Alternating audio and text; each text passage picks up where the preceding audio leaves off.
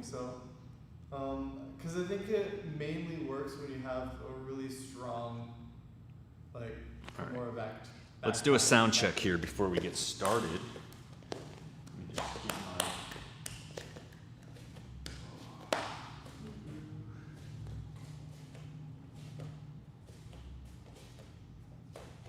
just lost it. My channel. Hello, welcome to Samurai.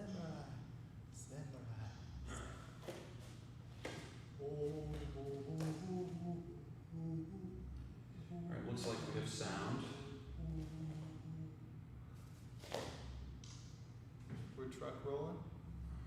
Rolling.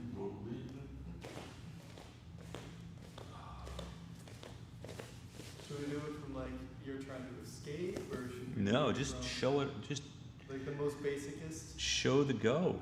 Go the show. Go to the Show the go. I'm going with the show. What's it like being old? That sucks.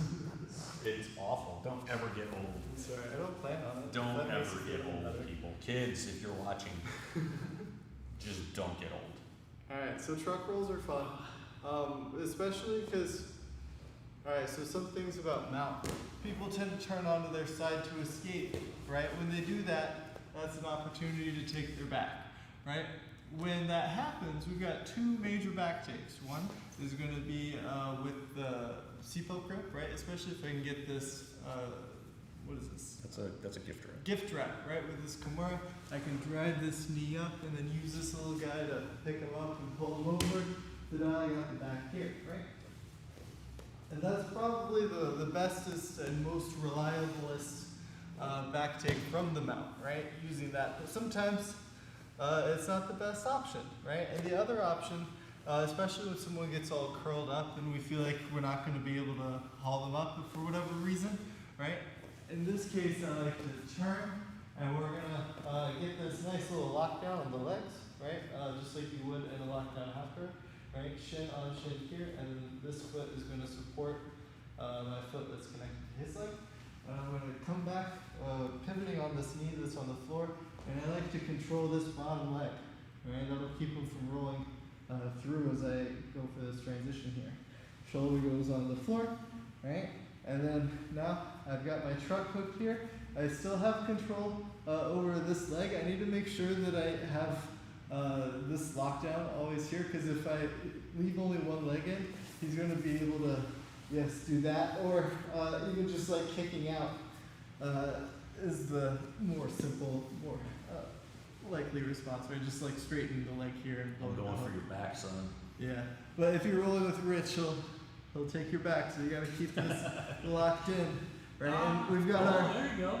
we've got our submissions, right? I've got this nice calf crusher here, and then from there I've also got a nice banana split, usually on someone who's a little bit more flexible. I'm ready to tap right away. As soon as you grab my leg. And then there's a twister here, right? So Totally illegal. You just got DQ'd. So Don't do that on UGGF. those three things come from the truck, which is a nice benefit, because usually if we go for the regular back take from the seatbelt grip, right, with the Kimura, when we hit that, our immediate option is going to be, I think, the arm bar, because we end up on the underhooking side, right? So that's like one submission option right from the back take. If we do the truck roll, we've got three submission options.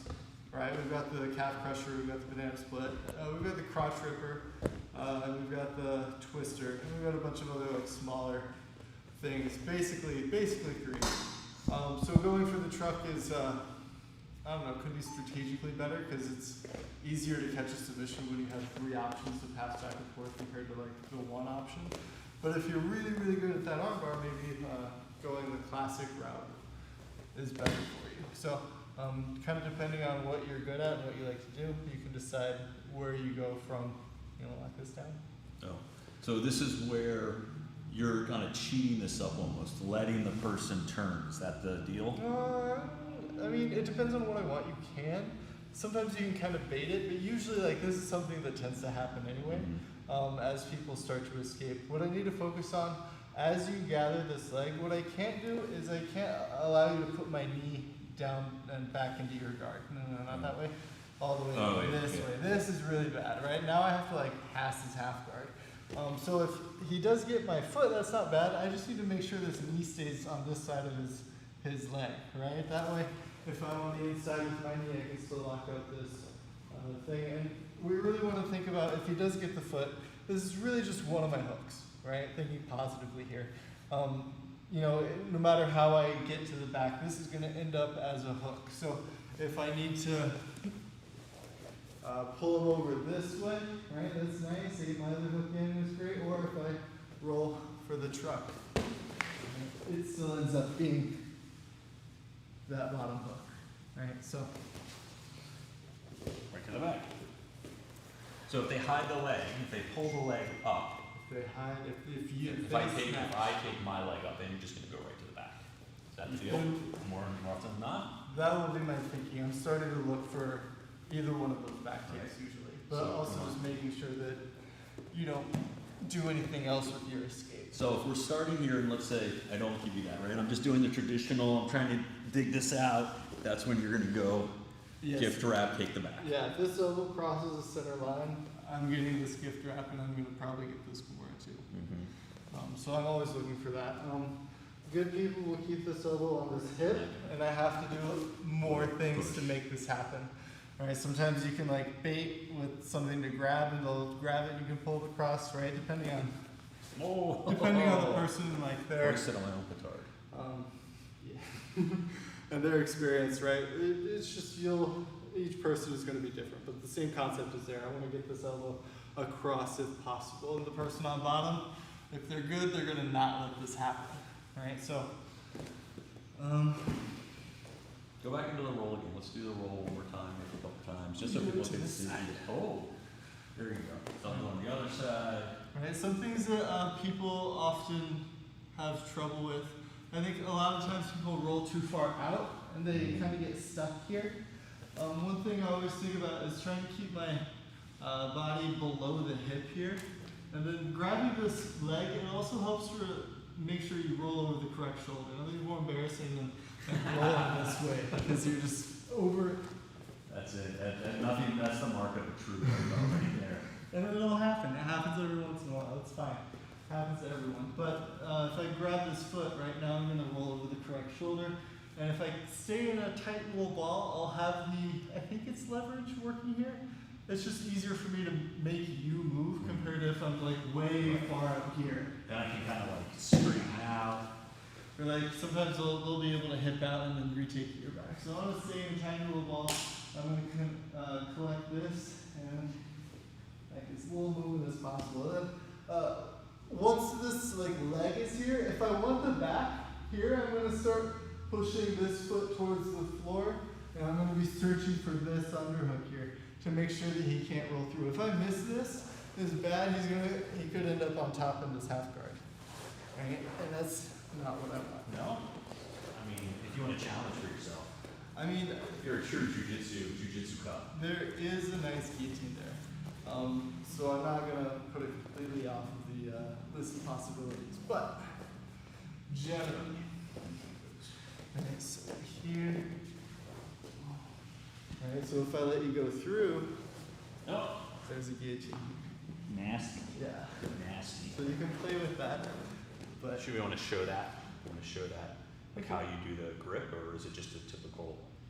I think it's almost like a loose guillotine, because you have like a, it's not the typical, two-handed, super deep. It's like a bar that's like right across the base of the throat right here. Yeah. we could show it from. I wanted to grab my chin We earlier. could do it from the back take, actually. You want to do it from the back take?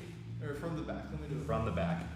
Alright, so This is the technique something- he originally wanted to do. Yeah, actually. I mixed this because I didn't want to get guillotined. Alright, so we were here and we're on this side. So sometimes, right, the goal of like these hooks, remember, is to keep him from being able to turn his hips. So if I want, I can let go with this leg and he'll have a tendency to turn away from me. And he wants to come back up, right, into my half guard, right? So under normal conditions, that's bad.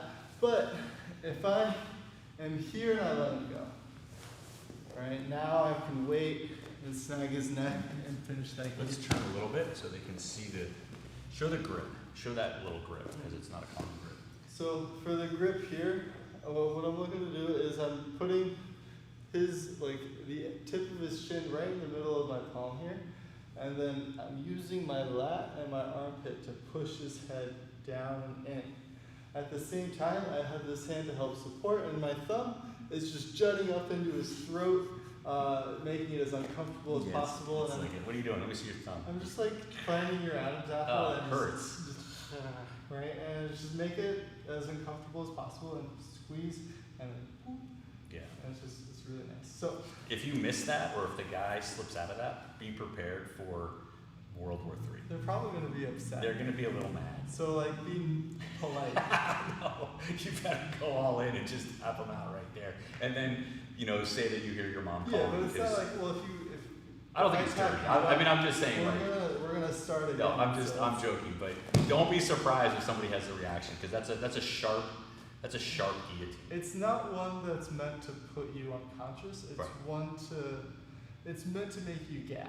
Yes. It's It's one of those, panic buttons. kind of yeah, it's good. I was gonna say the kind of, that initial reaction where you're just like, you're shocked, you're just like, whoa, like that. I Yeah. like it. Yeah, this is one thing you can kind of look for, because like, let's say we were going for the back with the truck hook, with that truck roll, right? As I said before, what we want is to be able to grab that underhook, but we miss it every once in a while, right? So if we are rolling and we're going for this arm, but he hides it, okay, right? There's the head, there's the neck, and we can, that's beautiful. That's good stuff, right there. It helps to have one nose. You can reach for it. But you should try and follow them up. If they're going, you should be trying to pursue them. And that guillotine's right there. So if you just prepare it a little bit, just reach over that neck and they'll come. I like that because sometimes when I do the truck roll and the person rolls through, which isn't uncommon, right? Just to have that nasty little guillotine right there waiting is a good little fail safe, if you will. I mean, why not take a shot at it, because the person's going to get away anyway. So we might as well take a chance at it. And you can also come up, right? Like it's still in a good position that you can just get up. Yeah. Usually, if you follow them, you'll come all the way back up into the top of the. My elbow is still on the side of your body, so it's not like if I can get my elbow to the side, then I think I have a little bit better control. But usually that arm isn't there. You know what I mean? Like if I'm here and I come up, my right elbow Oh, you're trying to slip this up. is now it's stuck. So as I come up, I'm giving you Yeah, but even if this comes up magically here, I'm still. Well, right, but I mean, this is what I'm saying is like I don't have that. Yeah. Usually, like sometimes there's a little tricky one that I do that That switches it. that'll switch it a little bit, but that has its own dangers, and it also doesn't get you out of everything, right? It's going to put me into the omoplata or the Williams guard or whatever else. It's Hey, a risk. if the question or the options are between choking, right, or being guillotined, is that a verb? Guillotined? To be guillotined? I think so. Anyway, beheaded, I think, is the right word. By guillotine. Yeah. I don't know. Anyway, or getting into a bad position. I think I'll just take a bad position. Yeah, because you can if you give him the omoplata, you roll through, maybe you can come out. I mean, you're not dead in the water at that moment. You may be Yeah. soon enough. Extend gone. the pathway a little bit, Yeah. a couple more moves at least. I would agree with that strategy. I mean, if you got nothing, right? Like if those are your two options. But you probably shouldn't be rolling up anyway. Like you shouldn't be coming up out of that. It's you ideally if you're gonna continue to do the thing. Like if I'm trying to roll out of it, usually I'm trying to be tighter. So we're here, and you're rolling through. Yeah, and you're Because I'm like, I want to get here. Yeah. yeah, you're right there. Yeah. But what is your? Oh my gosh. You don't want to get up, right? Like Yeah. you're giving the guillotine. But I don't want to be guillotined, to be honest. It's risky though. It's the thing. Like if you're back defense is worse than your guillotine defense, like maybe you want to go to your guillotine. Well, the other thing I would say is, if your training partner is prepared Yeah. for that initial guillotine, then your mileage may vary. I mean, the first time you did that little hand thing, like I didn't Yeah, know no. how to deal with it, and now it's like now we have this thing, Yes. and so that's going to be that's just the arms race, I guess. Right. It's just. As a person doing it, don't get overconfident that you've got the thing in the bag, right? Like there are still things that they can do, so be prepared to follow up, your first attack. Like if, it's not all set in stone just by getting to the point where you can accomplish that role. That's just in general for all of jiu-jitsu. Like when you see people who are really good at jiu-jitsu, it's almost never the case that they sell out for one thing, and if it doesn't work, they got nothing. They lose the match. It's the best people are always prepared to do the next thing. You know what I'm saying? There's not there always is a bigger fish kind of concept. Like there's always going to be something. you're to never deal with fully your out of the woods with them. Yeah. Right? They always. I mean, this is why you have matches that are decided by an advantage or by a referee's decision, because when two really good people are doing jiu-jitsu and each one is like essentially chain wrestling, right? Where it's just one thing leads to another. It's really difficult to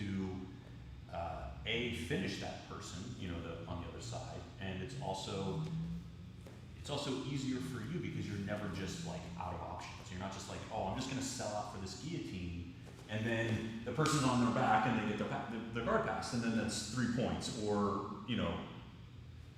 when's the last time you saw, like, it's very rare, like they can be caught. I'm not saying they can't be finished. I'm saying it's more often than not these guys at the higher levels are just constantly moving until they catch something, and even if they miss it, they're on to something else. That's what I'm trying to say. I was thinking of who's the guy? Glover? Yes. Yeah, Just like his matches, and who else was it? There were a couple matches I think where it's just like constantly moving to the next thing. Like no matter what, like even if it looked like a thing that would normally catch a person, like I mean, the best people Ryan just continue. Hall Yeah. and the It's like Mendez watching brothers, stars fight. and the Meows, and they just don't.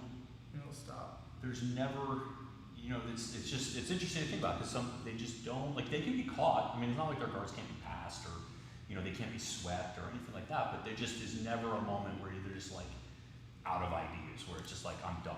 Do you think that every move in jiu-jitsu has a move to undo it? I mean, up to a point. Like, what's that point, do you think? I mean, it's all about angles, I think. But like, I saw Ryan Hall. I was watching an old match with him. He did one of my favorite moves. It's a back control defense that I do, where I get the double under on the leg. And he did it. And I'm sure other people have done it too. But that was in a big match. I think he was up against Diego Sanchez. Remember, from UFC? mm-hmm. Remember Diego Sanchez? I mean, not the greatest jiu-jitsu guy ever, but he went to Abu Dhabi, and he was explosive. Good grappler. More of a wrestler and a fighter than a jiu-jitsu guy. But I think it's you can do certain things if you have the angles and the space and the timing to do them. There's stories of Rickson Gracie getting out of fully locked in, rear naked chokes. That's the thing. Is it like? That sounds. I've never like seen that in person. I've never propaganda. seen video of it, but I've heard that has happened, and I don't have any reason to disbelieve it. For me, at least, I think there's an underlying principle that like every technique has a counter technique. Like that's the main underlying force of jiu-jitsu that's driving the development of I think technique. sometimes it's not that there is a technique that, okay, you do your technique and then I do my technique and that negates it. I think that's true, that happens sometimes, but then there are also ways of preempting your technique, right? Where I'm, just not letting you do the thing that you want to do. Kind of like the knee cut, right?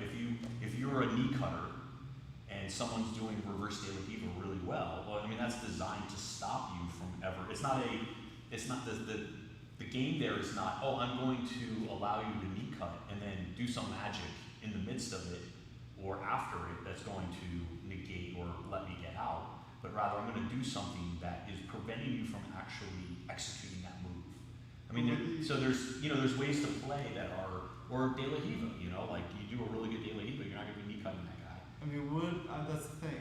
If you took the perfect knee cut and then against the perfect De La Hiva, Yeah. right? Which one would work, right? Like a movable Object thing and versus irresistible force. Yeah. I mean, if we're talking about the same weight class, Yeah. Like all else equal, it's like, twins. look, I mean, you saw, talking about the Mendez brothers or the Meows, they do the Berimbolo so well that they've become essentially But is the impassable. is it the Berimbolo itself as a technique that is so effective, Or the is De La it, Hiva, or the reverse De La Hiva. or is it the practitioner who is doing the Of course. technique? Of course, anyone can go pick up a book or a video or take a seminar and go learn. I mean, if And does it only if work they could if just you're- download all the knowledge, even if you could memorize every technique on a tape or a video, that still wouldn't make you capable of performing techniques at the level that they are performing them because their bodies have adapted over the years or were predisposed in the first place to execute those techniques at the highest level that they could be executed. But Right. What about the difference between techniques that work on a person who is aware of them and understands how that technique is applied versus techniques that only work because the other person has no idea what's I mean, that was like for a long time, I think what that was drove jiu-jitsu. and still continues to drive a lot of jiu-jitsu is the quest for, that secret technique or the unknown technique that's going to counter the thing that Kevin always catches me in. But then once it's out, it's out. But then so you don't see, yes, you do see people, Keenan comes out with new stuff all the time in the gi where, it's just like there's another way to wrap the gi around the person or around yourself and the person that they haven't seen yet and will negate whatever physical or technical advantage that they would otherwise have. But the best guys are they don't just have impeccable techniques, right? But they are also physically prepared to execute those techniques, with the best timing against the best people, and it just, you look at a guy, any of these guys that are just incredible technicians, but they're not just like these even if they're skinny, they're strong. You can tell they're strong. Even Ryan Hall's a skinny guy, but you know that when he puts whatever pressure that he can put on you, that it is considerable. And the same thing with the Mendez brothers. What are they, 150 pounds? Yeah. Those guys bring incredible pressure. I mean, I've had guys. I have a friend of mine who's 125 pounds, and he's able to put immense pressure down because he just knows how to put the pressure down correctly. With the right timing, the right angle. And he knows when to move, so that even when you're trying to muscle him off or whatever, that it's just going to create more pressure on you. So I think, this is why people spend too much money, including myself, on videos, because you think, oh, I'm gonna learn this technique, and magic banana. and it's gonna be the magic. And the thing is, it's you talked about dopamine before, right? It works for a week. Yeah. It worked okay, I have this thing that I'll do now that maybe gets me out of something for a day or two or three, and then the person's gonna wake up and say, what's he doing? And then they're gonna either stop you from doing it or do something different. And that's why the people who are at the top of the sport are almost always the best athletes, as well as being really good. There's no one who's not in jiu-jitsu terms, right? The athletic level in jiu-jitsu is not at the same level as most professional sports, or else they would be doing it. If you had the athleticism of an NFL lineman, you'd be playing in the NFL. You wouldn't be rolling around on a mat, right? Yeah. But having said that, We got more people now. it's definitely improving. It's improving, and I don't mean to disrespect anybody or sound like I'm disrespectful. I'm just saying that the guys that are, that if you look at the champions of the sport over the years, They've gotten fitter. I mean, they've always been really fit, but now it's But now just it's at like- another level. Well, it used to be every once in a while it seemed like you can get an outlier of a person who's There was like struggling. Felipe Costa, you know, like some of the guys that are smaller, people mistake, they think, oh, this guy's 140, 130, he's not strong. No, false, that dude is really strong. I don't care what era he was competing in. Ricardo De La Riva, if you looked at him back when he was competing 25, 30 years ago, he didn't look like much. I promise you that he, you know, when he put his hands on you, you felt. Megaton Diaz, another guy. You just look at him in his clothes on the street, you'd be like, whatever, it's some old dude. That guy puts his mitts on you, you are gonna feel the strength and Well, the he pressure. looks like he has hands the size of like. Yeah, he is. fishing Yeah. nets. Who else was like that I was just listening to that had big giant hands? I forget who it was. It was in one of these. Is it athletes. Junior? What's his name? You know, JT Torres. You know, that's who it was. Well, I think it was JT. I thought he was Giant short. mitts for his size. I don't know. I think that's who it was. Who's the guy I'm thinking of? Who has a big warehouse gym in Tennessee? Rafael Lovato. Yeah. Yeah. Anyway, you know, you have to be physically fit. Yeah. If not, Do some sit-ups. I mean, every guy now that if you talk about like JT Torres, it's like, what is it? Incredible grip strength. Yeah. You know, Well, the only he's- guy, this is the other thing, the only guy that I've watched recently who doesn't look like he's, and then this is deceptive because you can't always tell like how much pressure, but the only guy that I've seen lately who doesn't look like he's working all that hard usually is Gordon Ryan. Yeah. He doesn't, other guys look like they're working really hard against him, and he competes against some of the strongest, absolutely strongest guys in the sport. He has Just a pound for very pound. calm demeanor. But he very rarely looks like when he's working hard, it's when the other guy's like slapping him in the face or like trying to club him or something, like, you know, when Cyborg is trying to beat him up or, you know, like that type of thing. Yeah. But when you just watch him compete, He just like works. he doesn't look like he's actually exerting that much energy. Yeah. I Makes mean- you almost forget his social media presence. I mean, look, you say whatever you want about him and whatever he says, but you can't argue with his success and his ability. That's true. Anyway, guys, have a good weekend. You too.